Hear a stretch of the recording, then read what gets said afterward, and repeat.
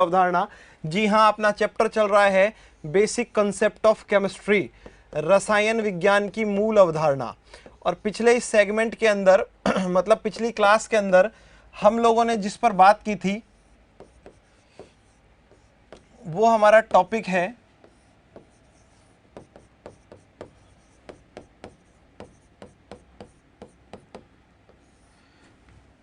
हम लोगों ने बात की थी डाल्टन ने जो एटॉमिक थ्योरी दी थी उस पर बात की थी।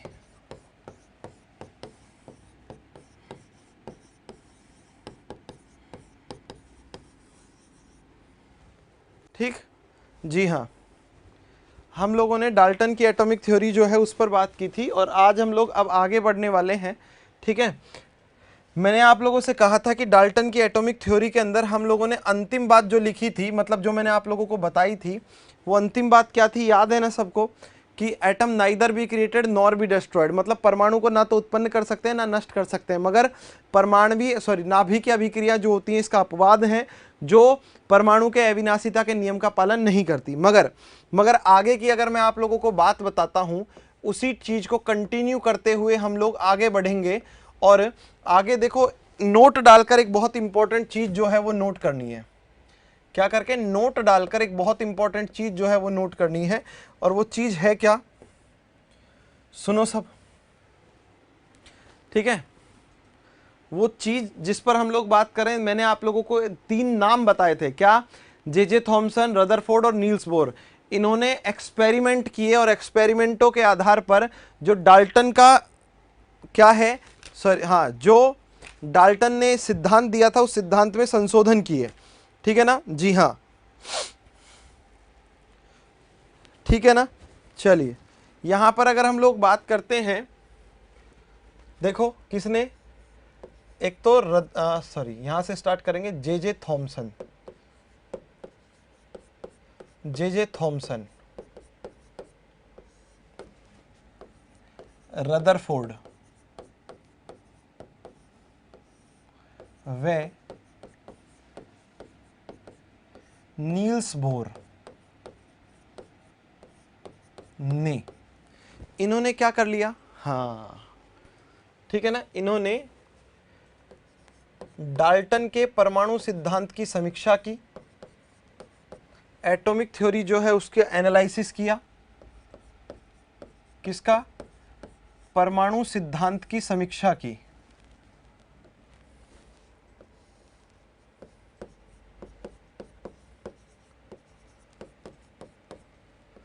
सिद्धांत की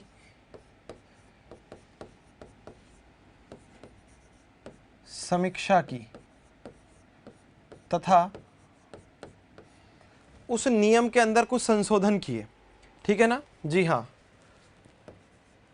डाल्टन के सिद्धांत में संशोधन किए।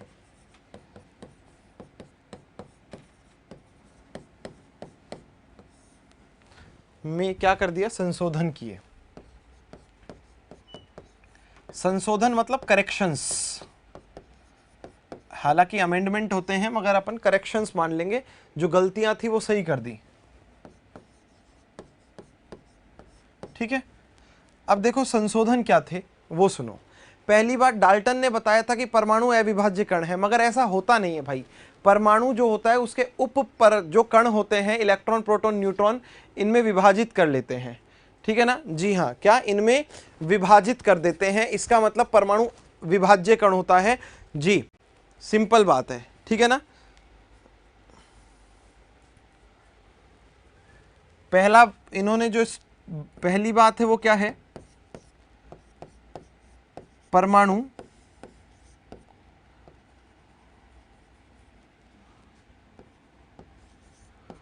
अविभाज्य कण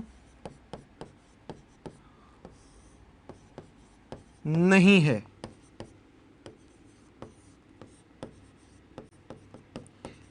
इसे इसके अवपरमाणविक कणों में, अवपरमाणविक कणों में विभाजित किया जा सकता है। ठीक है? ठीक है ना? चलिए, अवपरमाणविक कणों में क्या किया जा सकता है, विभाजित किया जा सकता है, विभाजित किया जा सकता है।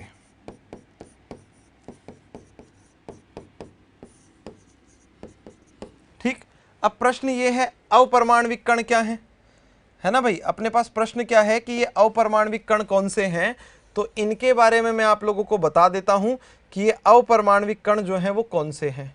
ठीक है ना, कौन से कणों की बात कर रहे हैं, अपरमाणविक कणों की बात कर रहे हैं। इसको उठाकर ले जाता हूं मैं, यहां रख लेंगे आगे। ठीक है, चलो इसको थोड़ा सरकाते हैं, फिर सेटलमेंट करते हैं इसका।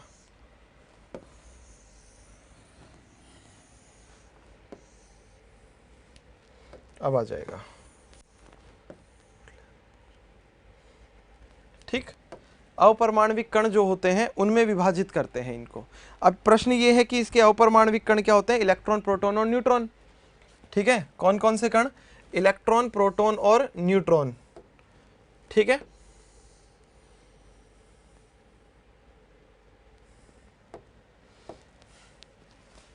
अपरमाणविक कण क्या क्या है, इलेक्ट्रॉन,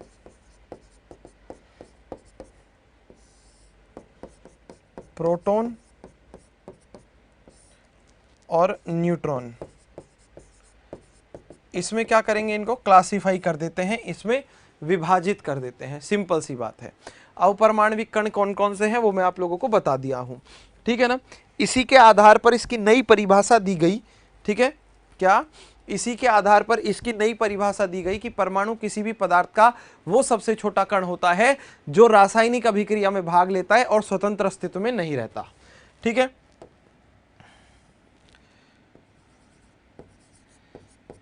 इसी के आधार पर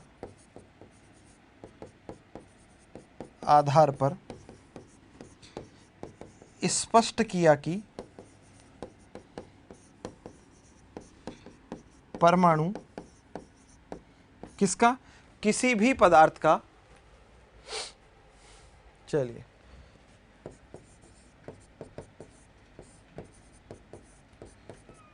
पदार्थ का वह सबसे छोटा कण है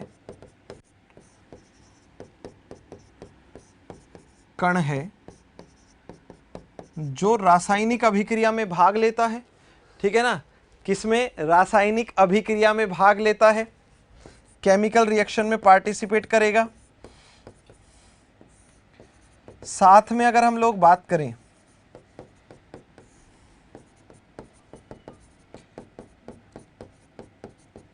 एवं कभी भी फ्री नहीं रहता, स्वतंत्र अस्तित्व में नहीं रहता। किसमें नहीं रहता, स्वतंत्र अस्तित्व में नहीं रहता है, हमेशा किसी ना किसी के साथ जो है वो जुड़ा होगा। अरे भाई इसको ब्लॉक करना, जिसको स्पीड से पढ़ना है इसको यार, है ना, जिसको स्पीड से पढ़ना है उसको ब्लॉक कर, वो बाद में रिकॉर्डिंग देख लेगा। हाँ, अरे बावड़ा हो गया यार, 30 कमेंट कर चुका है, सर स्पीड से पढ़ाओ, स्पीड से पढ़ाओ, स्पीड से पढ़ाओ। उससे पहले 30 कमेंट कर दिए गुड इवनिंग के। क्या कर रहा है भाई, पढ़ने आया, मजाक करने आया, टाइम पास थोड़ी कर रहा है यहाँ। स्पीड से पढ़ाओ, मैं बोल के निकल जाऊं क्या, तो मुझे हवा ही ना लगे तो क्या सेंस निकलेगा। अरे पढ़ने आया, मजाक कर रहा है, स्पीड से पढ़ाओ। अरे क्या करेगा स्पीड से पढ़ के जब कुछ समझ में नहीं आएगा तेरे को तो। और स्पीड एकदम बढ़िया है, मुझे पता है। मुझे आप देखो, सिंपल बात बताता हूँ भाई, सच कह रहा हूँ, मुझे आपसे ये जानने की कतई जरूरत नहीं है कि स्पीड मेरी अच्छी है या मतलब तेज है या स्लो है। मुझे पता है कि जो हमारे स्टूडेंट है वो इसी स्पीड में पढ़ते हैं। ठीक है ना, और यही स्पीड से मैं शुरू से पढ़ाता आया हूँ, इसी स्पीड से पढ़ाता रहूंगा, कोर्स खत्म होने तक इसी स्पीड से पढ़ाऊंगा और आराम से टाइम पर कोर्स कराऊंगा, मुझे सब पता है। तो भाई बिल्कुल आप जैसों से या किसी भी स्टूडेंट से ये जानने की तो मुझे जरूरत नहीं है कि स्पीड कैसी रखनी है। ठीक है ना, हाँ चलो। और यहाँ इतने कमेंट करके भाई तू पढ़ नहीं रहा, तू टाइम वेस्ट कर रहा है।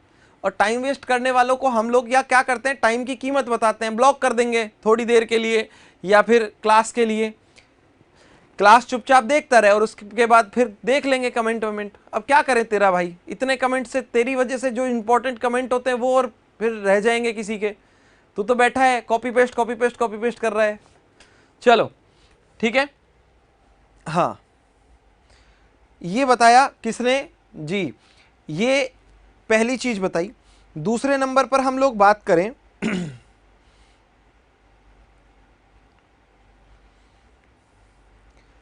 हाँ, ये बताया गया भाई अपन को, ठीक है। चलो अब आगे बात करते हैं। नेक्स्ट, परमाणु जो है उसमें संशोधन कर दिया, परमाणु की परिभाषा जो है वो बता दी, ठीक। यहीं से समस्थानिकों के बारे में बताया गया, यहीं से समभारिकों के बारे में बताया गया, यहीं से क्या कहा गया कि समस्थानिकों के अस्तित्व के कारण ही तत्व के सभी परमाणु समान नहीं होते, क्योंकि इनकी द्रव्यमान संख्या भिन्न भिन्न होती है। किसके? समस्थानिकों के कारण। पहले बताया था ना डाल्टन ने कि एक ही तत्व के जितने भी परमाणु होते हैं सभी गुणों में समान होते हैं, मगर ऐसा नहीं है, समस्थानिक भी तो होते हैं, उनके गुणधर्म तो भिन्न भिन्न होंगे। दूसरी बात सुनो, किसके अस्तित्व के कारण? समस्थानिकों।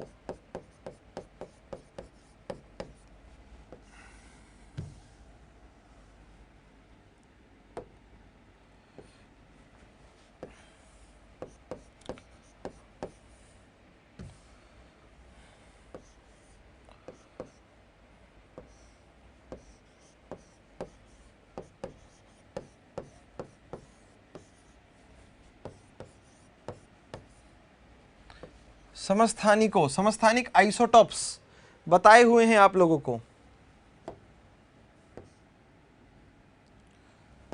समस्थानिकों के अस्तित्व के कारण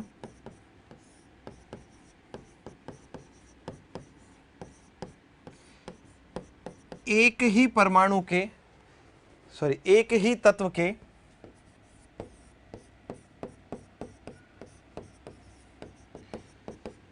सभी परमाणु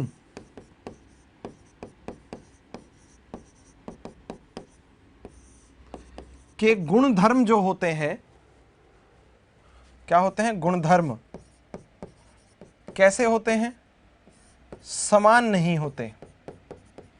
भाई समस्थानिकों में तो अलग अलग होंगे ना। हाइड्रोजन के आप लोगों ने सुने होंगे 1H1 protium, 1H2 deuterium, 1H3 tritium, तीनों के गुणधर्म अलग अलग हैं। जबकि डाल्टन कहता था कि भाई साहब कुछ भी हो जाए ये तो समान ही रहेंगे, जान दे दूंगा मगर वो तो समान ही रहने दूंगा। मगर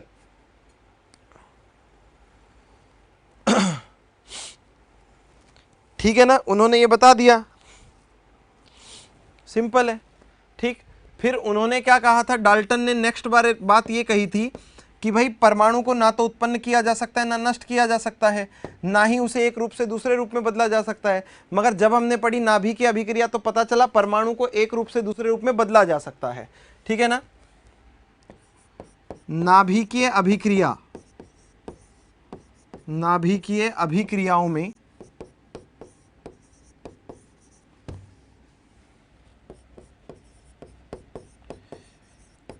क्रियाओं से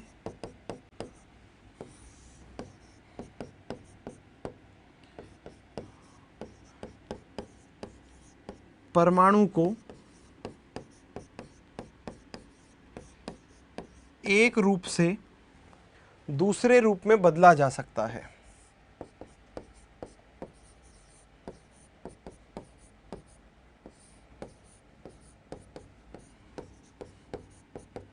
चेंज कर सकते हैं, मतलब एक परमाणु को दूसरे परमाणु में चेंज किया जा सकता है,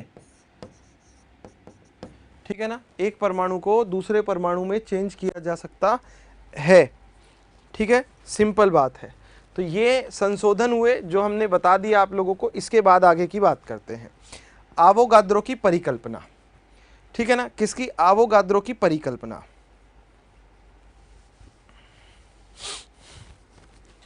चलो बहुत अच्छे, चलिए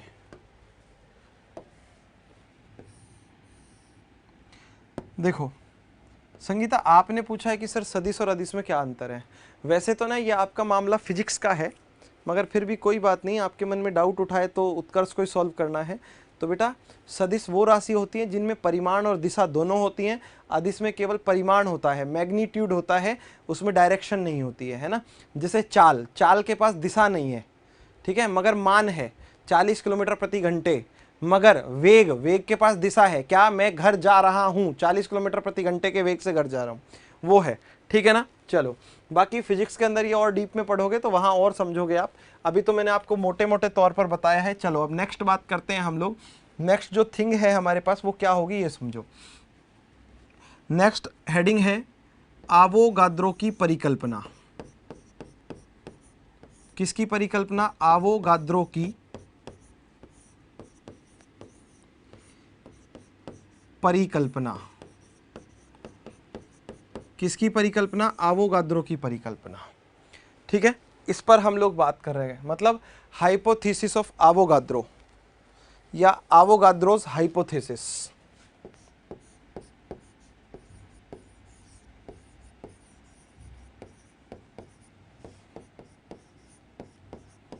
हाइपोथेसिस,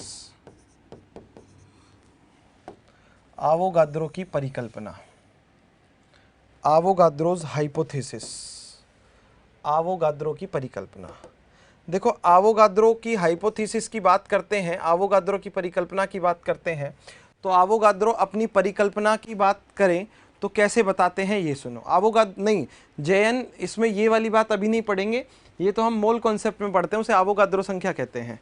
ठीक है ना रितेश, ये टूटता नहीं है भाई, ये घुलता है। ठीक है, हाँ ये नहीं टूटता है भाई, ये बॉडी में जाकर कार्बन डाइऑक्साइड के अंदर टूटता है, पायरुवेट में टूटता है, वैसे नहीं टूटता है, जैसे आप सोच रहे हो वैसे नहीं टूटता है। आवोगाद्रो की परिकल्पना की बात करें तो एक बात पर ध्यान देना,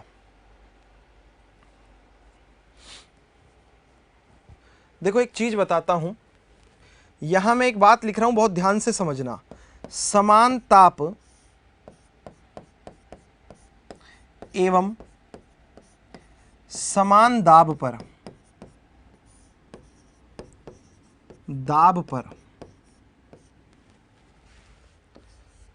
समान आयतन वाली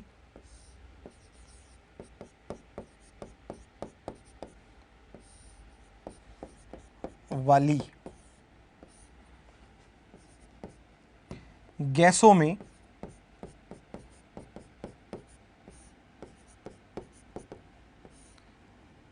परमाणुओं की संख्या समान होती है।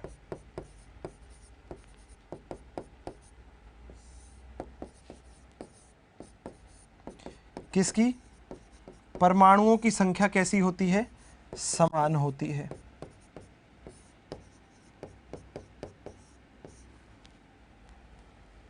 ठीक है, वापस से सुन लो, पढ़ लो एक बार, क्या कहा है, ताप समान है, ताप और दाब समान है। ठीक, क्या समान है, ताप समान है और दाब समान है।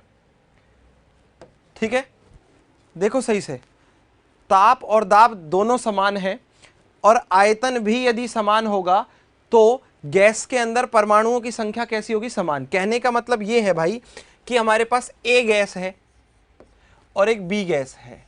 यदि ए गैस जो है वो 25 डिग्री सेल्सियस पर है और बी गैस जो है ये भी 25 डिग्री सेल्सियस पर है, यदि ये 2 एटीएम दाब पर है, ये भी 2 एटीएम दाब पर है, इसका आयतन 3 लीटर है और इसका आयतन 3 लीटर है, तो अगर इसमें 100 परमाणु हैं तो भाई साहब इसमें भी 100 परमाणु होंगे। कहने का मतलब यह है कि ताप, दाब और आयतन समान होगा तो दोनों में परमाणुओं की संख्या समान होगी। ऐसा कहने वाले व्यक्ति का नाम अगर आप लोग जानोगे तो फिर ये कहोगे ये क्या हो रहा है भैया, ये क्या हो रहा है। भाई बता देता हूं, ये आवोगाद्रो ने नहीं बताया। किसने नहीं बताया, आवोगाद्रो ने। तो सर किसने बताया, तो लाडलो ये किसने बताया ये सुनो। ये बताने वाले वैज्ञानिक का नाम है बर्जीलियस। क्या नाम है, बर्जीलियस। किसके अनुसार ये बात हुई है, बर्जीलियस के अनुसार ये बात हुई है।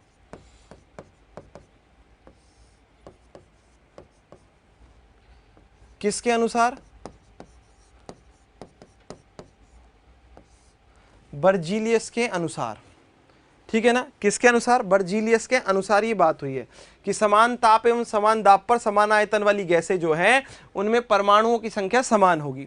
ठीक, आवोगाद्रो ने 1811 में अपना लॉ प्रस्तुत किया और 1811 में इन्होंने अपना लॉ देते हुए सिंपल बात ये कही क्या? जी हां, कि समान ताप एवं समान दाब पर समान आयतन वाली गैसों में परमाणुओं के स्थान पर इन्होंने अणु शब्द का प्रयोग किया। किसका? अणु शब्द का प्रयोग किया। और इन्होंने यह बताया कि भाई 1811 तक तो यही पता था कि परमाणु जो होता है वो अविभाज्य कण है। ठीक है, परमाणु जो होता है वो अविभाज्य कण है। इसीलिए आवोगाद्रो ने किस शब्द का प्रयोग किया? जी हां, उन्होंने परमाणु के स्थान पर अणु शब्द का प्रयोग किया।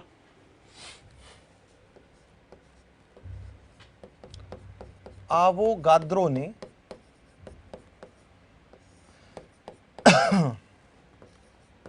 बर्जीलियस की अवधारणा में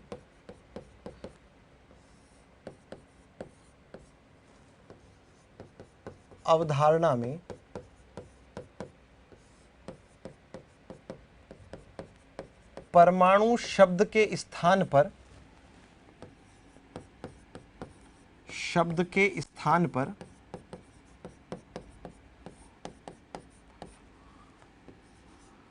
अणु शब्द का प्रयोग किया।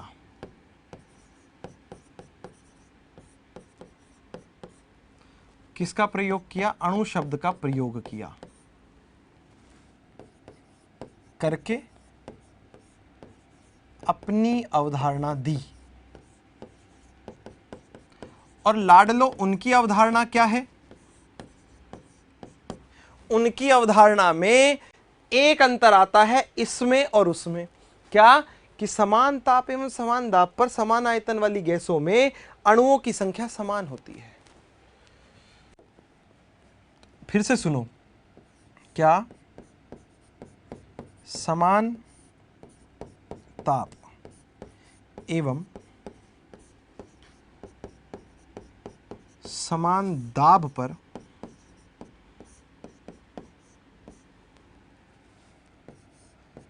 समान आयतन वाली गैसों में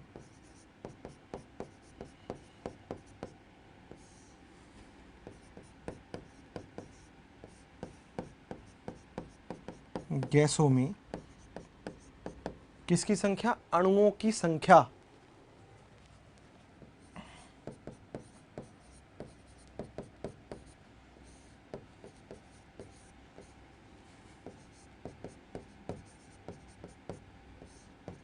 कैसी होती है? समान होती है। अणुओं की संख्या कैसी होगी? समान होती है। ठीक है भाई, किसने बोला ये बात? ये बोला आवोगाद्रो ने। किसने कही? आवोगाद्रो ने कही थी। ये कथन है किसका? आवोगाद्रो का।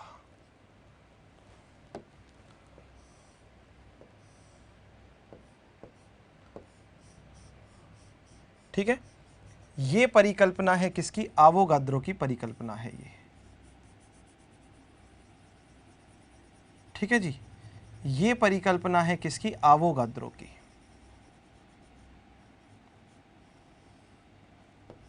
सिंपल बात है। ये किसने कहा है? आवोगाद्रो ने कहा है। दोनों के बीच का अंतर आप लोग देख सकते हो। ठीक है ना? जी हाँ, आवोगाद्रो ने और बर्जीलियस की परिकल्पना में केवल एक शब्द का अंतर है। आवोगाद्रो ने परमाणु के स्थान पर अणु शब्द का प्रयोग किया है। समझे क्या?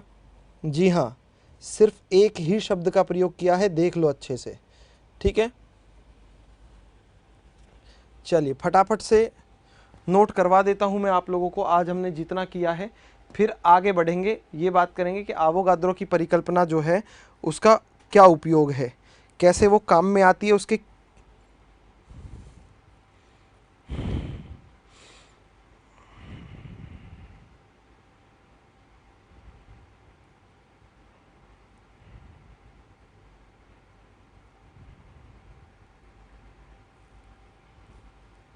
फटाफट से देख के बताओ, मतलब कर नोट करो और फिर बताओ।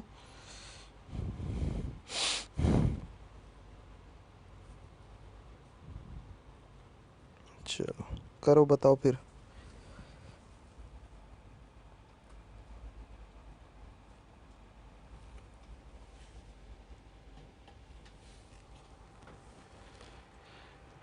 ठीक है अमन, टाइम वेस्ट ना कर भाई, थैंक यू उसके लिए, बट अब फोकस कर पढ़ाई पर।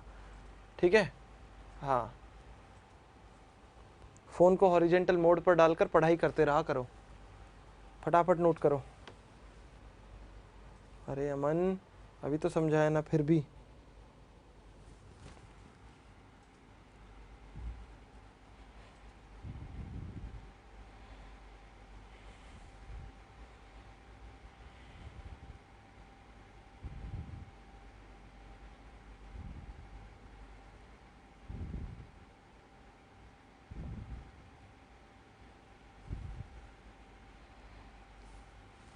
हाँ,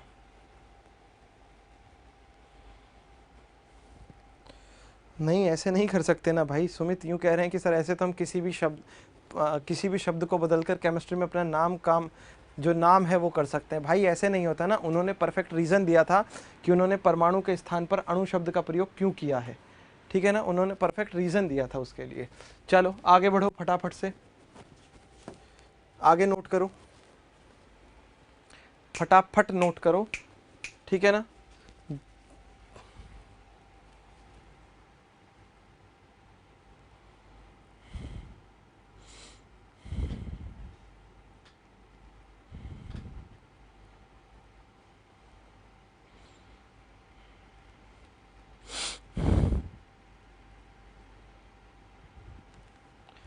चलो, हाँ, अरे मैं करवा दूंगा भाई, चिंता मत कर। डॉक्टर राम, पहले से नाम के आसपास ना डॉक्टर IITN ये लगा लेते हो, है ना। अरविंद वो पढ़ाऊंगा बाद में।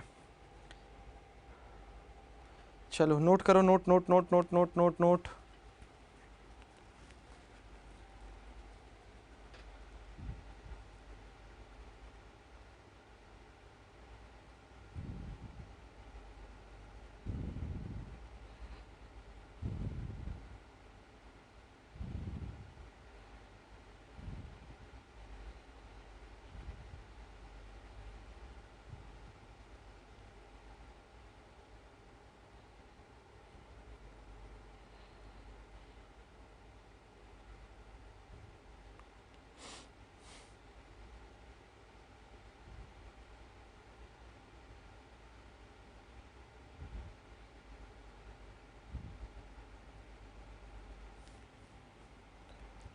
चलो ठीक है, करो इसको भी नोट, फिर आगे बढ़ेंगे। इसके बाद बताऊंगा मैं आवोगाद्रो की परिकल्पना के उपयोग के बारे में, फटाफट नोट कर लो, ठीक है।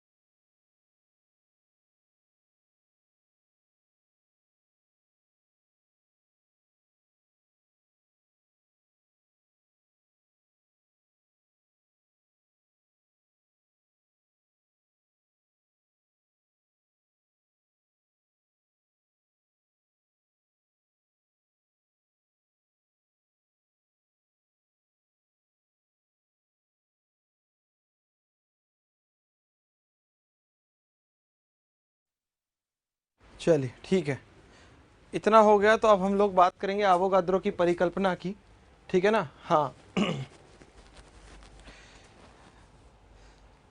ठीक है,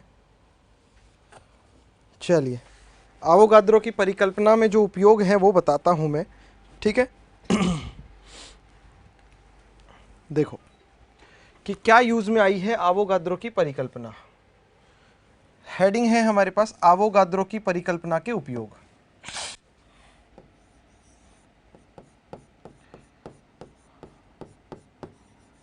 आवोगाद्रो की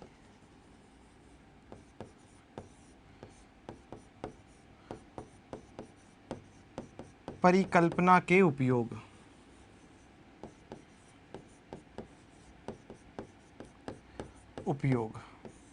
देखो, आवोगाद्रो की परिकल्पना का सबसे महत्वपूर्ण बात तो ये रही कि जैसे ही आवोगाद्रो की परिकल्पना जो है वो दे दी गई, क्या जैसे ही आवोगाद्रो की परिकल्पना जो है वो दे दी गई या उसके बारे में बता दिया गया, हैंड टू हैंड क्या हो गया, ये भी सुनो। आवोगाद्रो की परिकल्पना देने के बाद परमाणु और अणु की परिभाषा जो है वो स्पष्ट हो गई। ठीक है, क्या परमाणु और अणु की परिभाषा स्पष्ट हुई और डाल्टन के परमाणु सिद्धांत में संशोधन किए गए। ठीक है ना, ठीक, सिंपल। क्या है सबसे पहला उपयोग?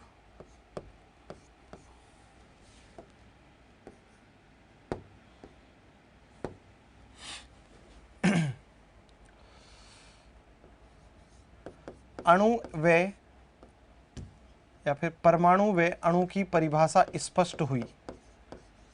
परमाणु एवं अणु की परिभाषा स्पष्ट हुई।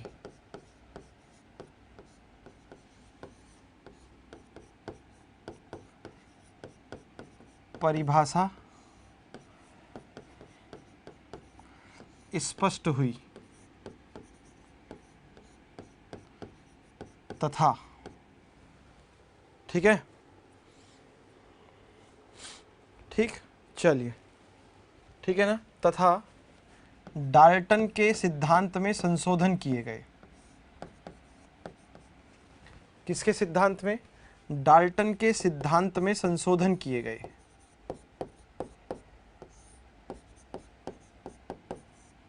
क्या किए गए? संशोधन किए गए।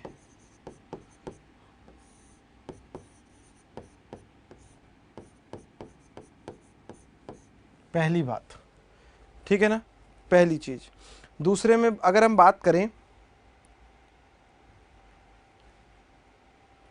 देखो, कोई भी तात्विक गैस है जिसे एलिमेंट्री गैस कहते हैं, उसके एक अणु में जो परमाणुओं की संख्या होती है वो स्पष्ट की गई और उसी को हम लोग कहते हैं परमाणुकता। ठीक है,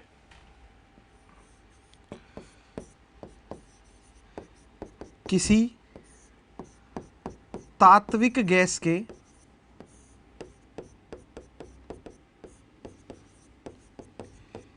एक अणु में, तात्विक गैस मतलब एलिमेंट्री गैस, ठीक है ना, कौन सी गैस? Elementary gas. एक अणु में परमाणुओं की संख्या को, नंबर ऑफ एटम्स को, किसको? परमाणुओं की संख्या को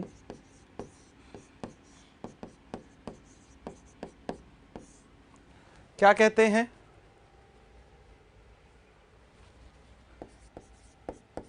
परमाणुकता कहते हैं, एटोमिसिटी।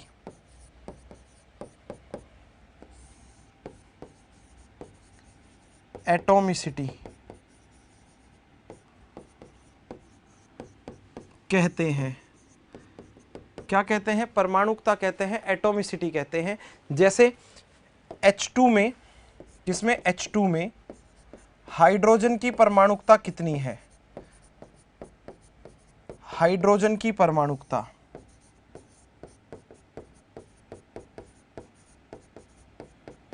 H2 में हाइड्रोजन की परमाणुकता है 2, 2 ही तो है यहां।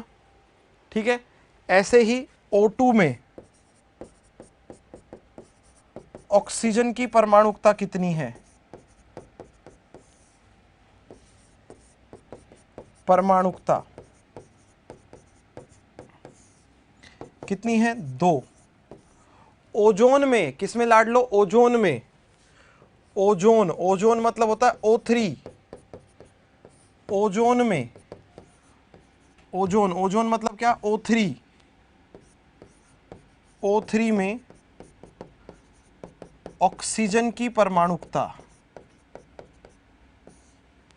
किसकी? ऑक्सीजन की परमाणुकता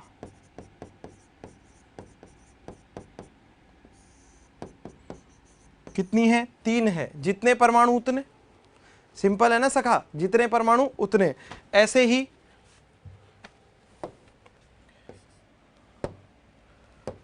किसमें? Cl2 में किसकी? क्लोरीन की परमाणुकता।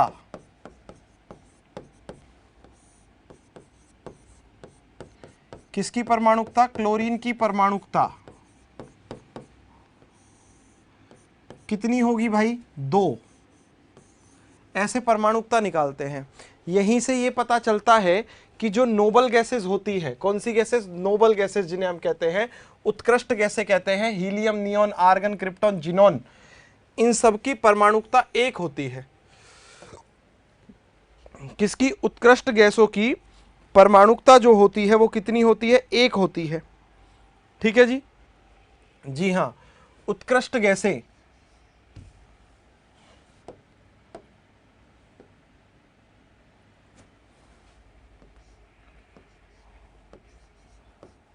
उत्कृष्ट गैसें गैसों की परमाणुकता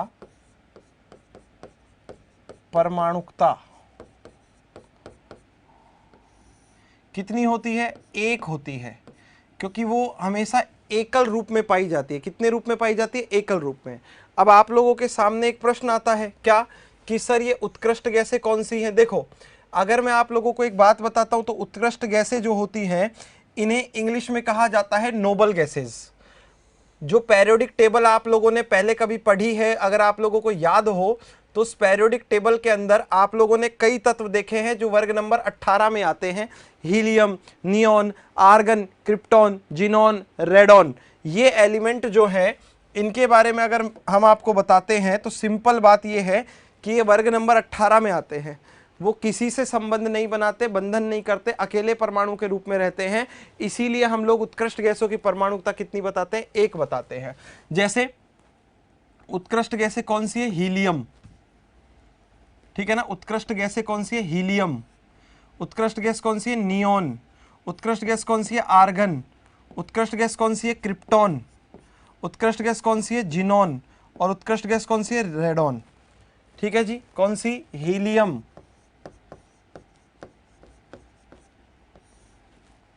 नियोन, आर्गन,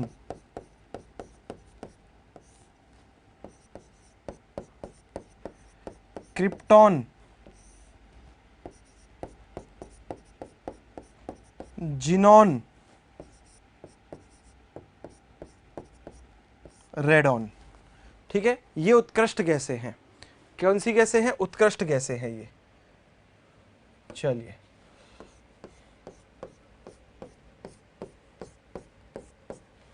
है ना? देखो, याद होने चाहिए नहीं होने चाहिए की बात अलग है, मगर पढ़ते पढ़ते जब पेरियोडिक टेबल पढ़ाऊंगा तो अपने आप याद हो जाएंगे, तो चिंता करने की कोई ज़रूरत नहीं है, परेशान होने की बिल्कुल भी ज़रूरत नहीं है। ठीक है ना? हाँ, चिंता करने की, परेशान होने की बिल्कुल भी ज़रूरत नहीं है। चलिए, इसको फटाफट से नोट कर लो, फिर आगे की बातें जो हैं वो बताता हूँ।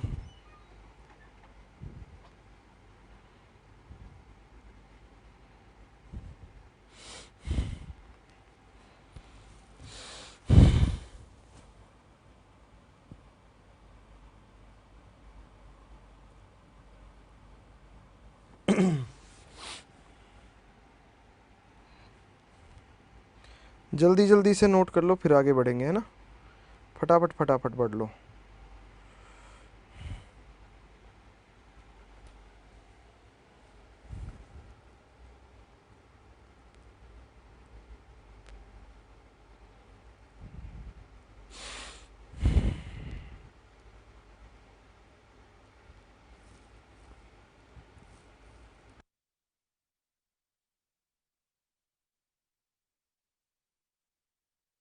बेटा, संशोधन किसे कहते हैं ये पूछ रहे हो? संशोधन का मतलब होता है जो उसमें प्रॉब्लम थी, जो उसमें गलती थी, उस गलती को, प्रॉब्लम को सही करना।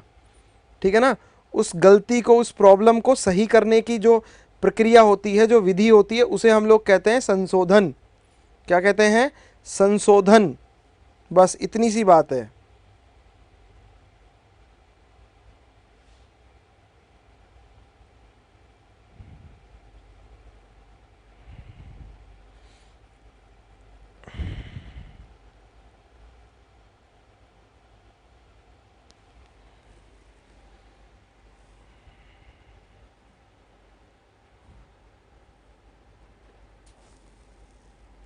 चलिए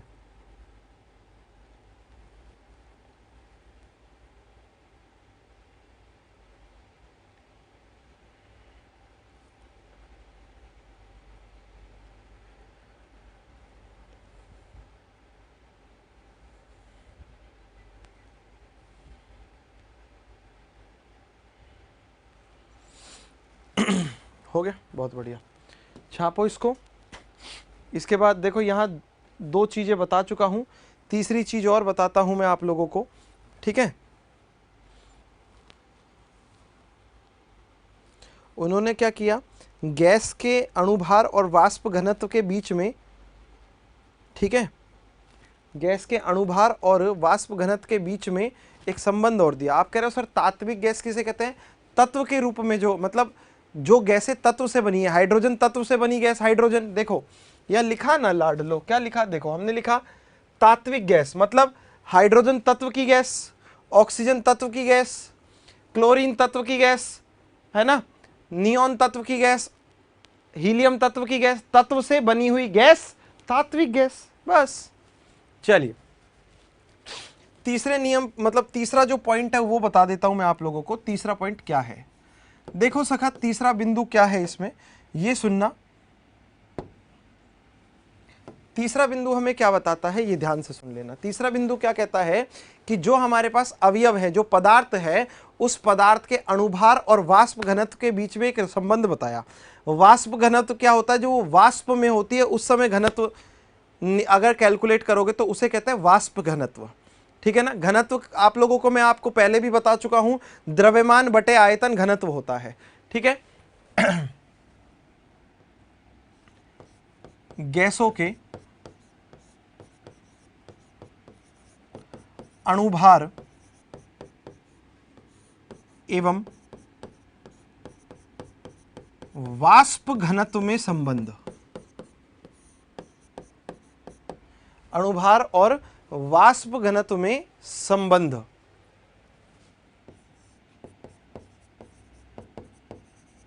और ये संबंध क्या होता है, ये सुनो। ये संबंध होता है कि अणुभार जो होता है, अणुभार ये बराबर होता है, किसके बराबर होता है अणुभार? अणुभार बराबर होता है 2 गुणा वाष्प घनत्व। मतलब यदि वाष्प घनत्व दे दिया जाए तो अणुभार निकलवाया जाएगा, ठीक है ना। क्या वाष्प घनत्व दे दिया जाए तो अणुभार निकलवाया जाएगा, सिंपल बात है। तो इस तरीके से अणुभार निकाल देना, ये सूत्र रख देना, उससे आप लोग कर दोगे, ठीक। ये आवोगाद्रो की परिकल्पना के अनुप्रयोग है, या ये कह सकते हो उपयोग है। किसकी परिकल्पना के? आवोगाद्रो की परिकल्पना के, ठीक है ना। जी हाँ, आवोगाद्रो की परिकल्पना के क्या है, ये उपयोग है, ठीक। चलिए इसके बाद हम लोग आगे बढ़ते हैं। सभी तत्वों की परमाणुकता जानना इंपॉर्टेंट है क्या? नहीं बेटा, सभी तत्वों की परमाणुकता जानना बिल्कुल भी इंपॉर्टेंट नहीं है। पहली बात तो ये समझो। दूसरी और बात बता देता हूँ, परमाणुकता निकालने का तरीका तो बता ही दिया। देख लो एक बार तत्व क्या कह रहा है, बस हैंड टू हैंड परमाणुकता अपने आप सामने, ठीक है ना। बस ये बात है, सिंपल सी, समझे। हाँ, वाष्प घनत्व क्या होता है? जब कोई भी पदार्थ वाष्प के रूप में होता है उस समय उसका जो घनत्व निकाला जाता है वही वाष्प घनत्व कहलाएगा, ठीक है। हमने वाष्प घनत्व आपको बताया, तो यही तो प्रॉब्लम है ना, सुनते तो हो नहीं उस टाइम पर, यही गलती है आप लोगों की, सुना करो चीज़ों को। हाँ चलो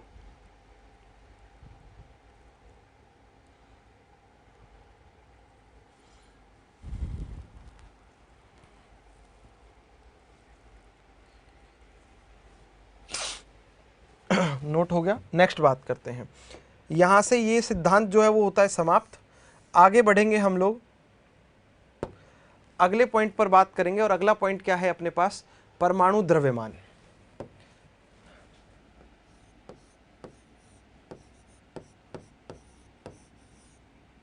परमाणु भार, एक्चुअल में द्रव्यमान नहीं, भार।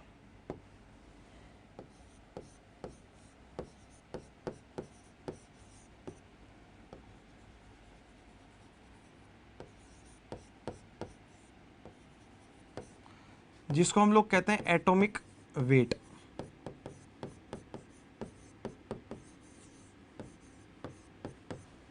एटॉमिक वेट, ठीक है। देखो भाई, एटॉमिक वेट क्या होता है, सुनो। आपके पास कोई परमाणु है, जब उसकी तुलना हाइड्रोजन के भार से की जाए तो वो हाइड्रोजन की तुलना में जितना गुना भारी होता है उसी को हम लोग क्या कहते हैं, परमाणु भार कहते हैं, ठीक है। वापस से देखो, मैं लिख देता हूं।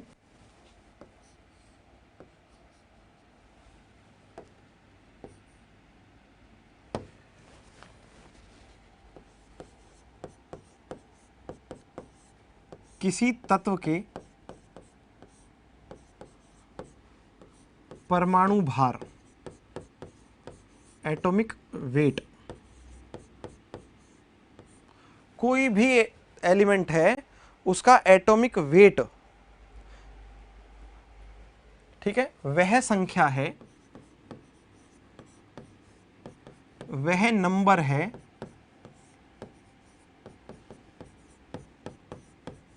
जिससे यह ज्ञात होता है। क्या ज्ञात होता है, यह ज्ञात होता है कि, बोलो भाई, क्या ज्ञात होगा कि वह, मतलब उस तत्व का जो परमाणु है वो हाइड्रोजन के एक परमाणु से कितना गुना भारी है, ठीक है। कि उस तत्व का एक परमाणु, कितने परमाणु, एक परमाणु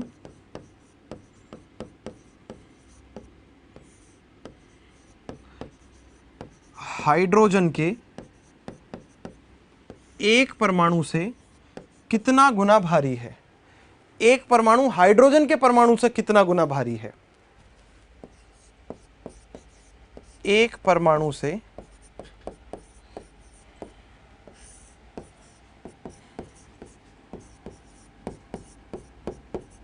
कितना गुना भारी है।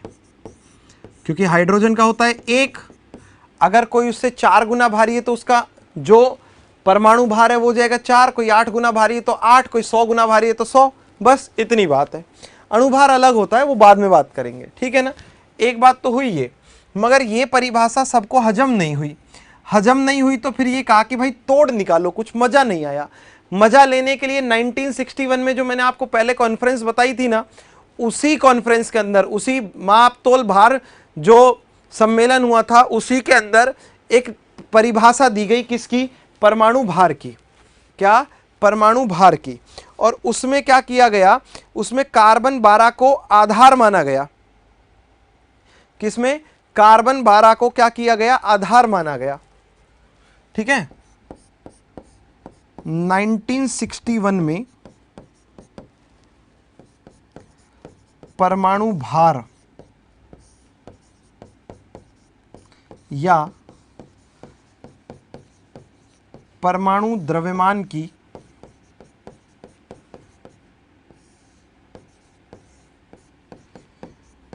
परिभाषा के लिए किसे आधार माना गया,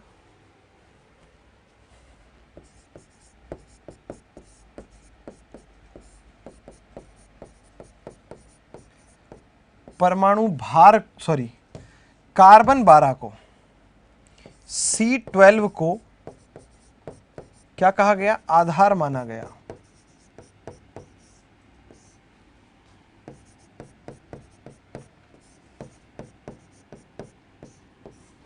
कार्बन 12 को क्या किया गया है, आधार माना गया है, ठीक है। और उसमें यह परिभाषा दी गई,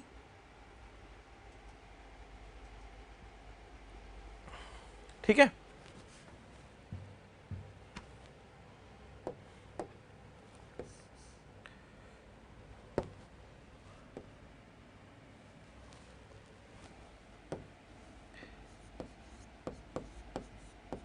किसी तत्व का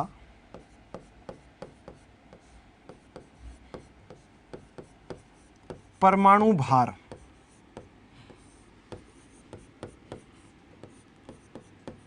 वह संख्या है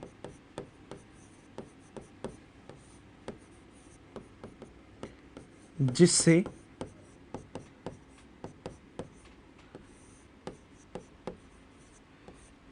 यह ज्ञात होता है, क्या ये कंफर्म होता है,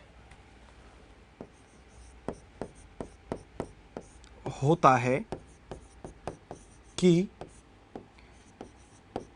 किसी तत्व का एक परमाणु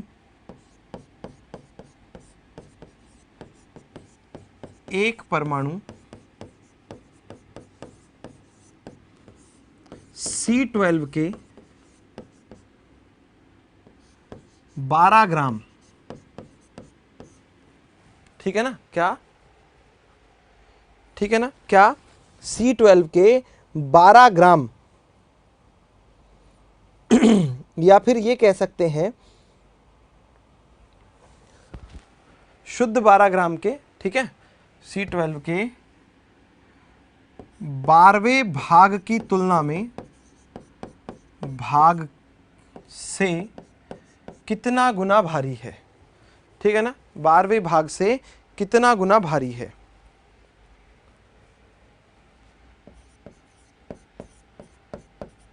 कितने गुना भारी है, कितने टाइम्स हैवी है। ये हमारे पास एग्जैक्ट डेफिनेशन है किसकी, परमाणु की, सॉरी परमाणु भार की।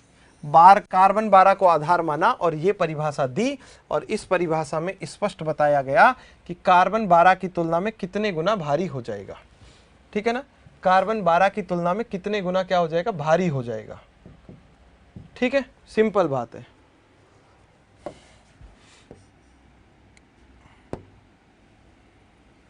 एकदम सरल बात है। चलिए, इससे क्या पता चला, एक कार्बन परमाणु का जो द्रव्यमान है, ठीक है, हाँ, कार्बन 12 जो है उसके द्रव्यमान का 1/12 भाग होता है। तो परमाणु भार निकालने के लिए हम लोग क्या करेंगे, वो देखो, है ना, परमाणु भार निकालने के लिए हम लोग क्या करेंगे, कुछ भी नहीं कर सकते हैं, इसमें तो कोई दिक्कत ही नहीं है।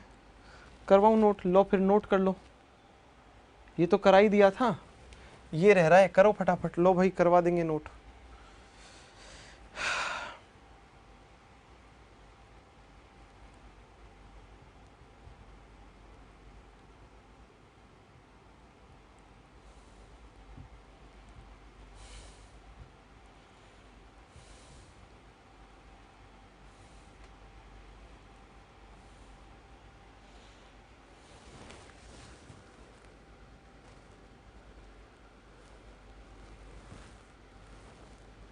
चलिए,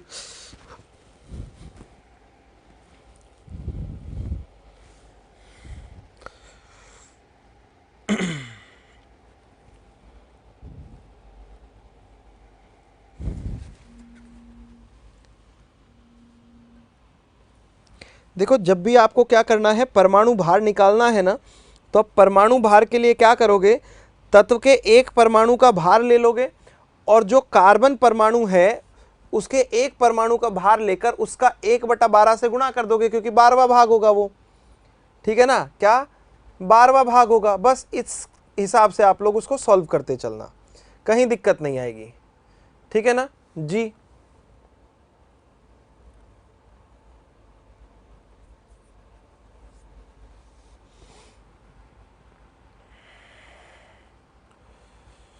सिंपल बात है, लो आगे बढ़ो।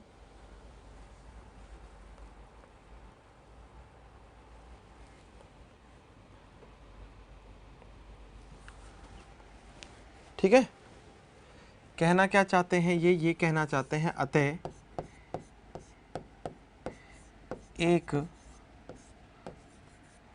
जो परमाणु द्रव्यमान मात्रक है या परमाणु भार मात्रक है, अतः एक परमाणु द्रव्यमान मात्रक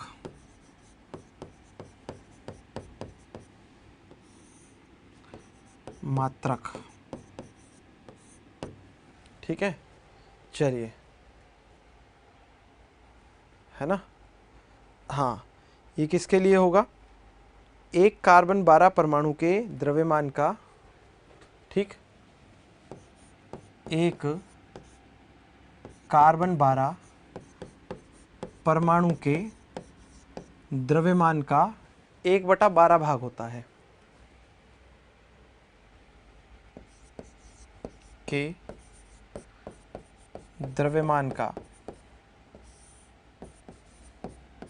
कौन सा भाग होता है? 1/12 भाग होता है। वाह, भाग होता है। कौन सा? 1/12वां भाग होता है। कहने का मतलब ये है कि जब आपको परमाणु भार कैलकुलेट करना हो तो भाई साहब ये सूत्र लगा दो, भार बराबर, है ना। क्या सूत्र लगा दोगे? तत्व के एक परमाणु का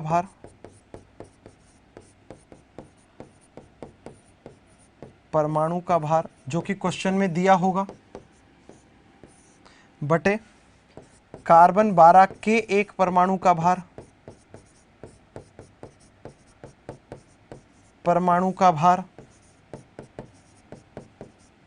और गुणा में 1/12, क्योंकि ये किसके बराबर है? 1/12 के बराबर है, ठीक है ना। किसके? 1/12 के बराबर है, ठीक है। सिंपल बात है। और इसके लिए हम मात्रक क्या उपयोग में लेते हैं? परमाणु भार के लिए हम लोग मात्रक उपयोग में लेते हैं AMU। क्या लेंगे? AMU लेते हैं। क्यों लेते हैं AMU? उसके पीछे का कारण भी बताऊंगा, ठीक है ना। तो यहां देखो, परमाणु भार का जो मात्रक है, किसका? परमाणु भार का मात्रक, ये क्या होता है? AMU होता है। क्या होता है? AMU। अब प्रश्न ये है कि AMU की फुल फॉर्म क्या होती है? ठीक, AMU की फुल फॉर्म होती है एटॉमिक मास यूनिट। AMU, इसकी फुल फॉर्म क्या होती है? Atomic mass unit. Atomic mass unit मतलब परमाणुीय द्रव्यमान इकाई।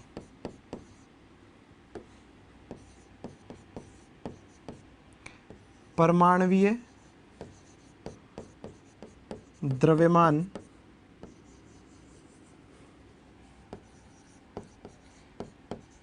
इकाई, एटॉमिक मास यूनिट, परमाणुीय द्रव्यमान इकाई, ठीक है ना। सिंपल है। हाँ, परमाणुीय द्रव्यमान इकाई, हर परमाणु के भार की या द्रव्यमान का जो इकाई है, जो यूनिट है, उसे AMU से रिप्रेजेंट करेंगे। किससे रिप्रेजेंट करेंगे? AMU से रिप्रेजेंट करेंगे, ठीक है। और एक AMU कितना होता है भाई, ये भी बता दूं, ये भी आप लोगों को पता होना चाहिए, है ना। एक एटॉमिक मास यूनिट, 1 AMU की वैल्यू क्या होती है? बताओ भाई, ठीक है। एक AMU की वैल्यू क्या होती है? देखो, ये होता है 1.66056 इंटू 10⁻⁻24, वो भी क्या? ग्राम। क्या है? 1.66056 इंटू 10⁻⁻24, वो भी किस में? ग्राम में, ठीक है ना। हाँ जी, किस में? ग्राम में। 1.66056 गुणा 10⁻24, वो भी किस में? ग्राम में। सिंपल बात है, ठीक है। ये अपने पास एक AMU की वैल्यू होती है, एक एटॉमिक मास यूनिट की वैल्यू होती है।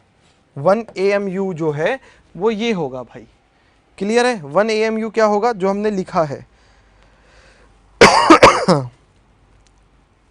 चलिए, हाँ, कार्बन के एक परमाणु का भार कितना होता है? कार्बन के एक परमाणु का भार होता है, अरे भाई ये नहीं पता कार्बन के एक परमाणु का भार क्या होता है? वही तो एक AMU है, यही तो एक AMU है ना। कार्बन के एक परमाणु का भार जो है वही एक AMU है, ठीक है। C12 के एक परमाणु का भार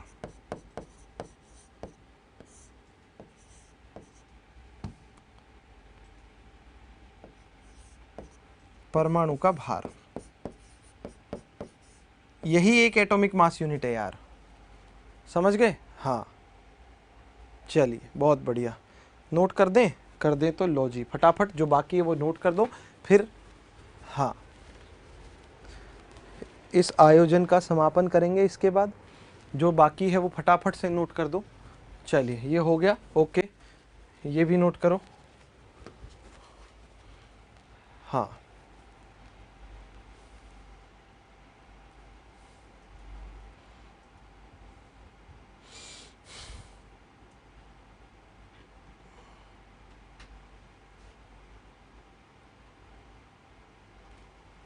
चलिए ठीक है, नोट हो गया, ओके।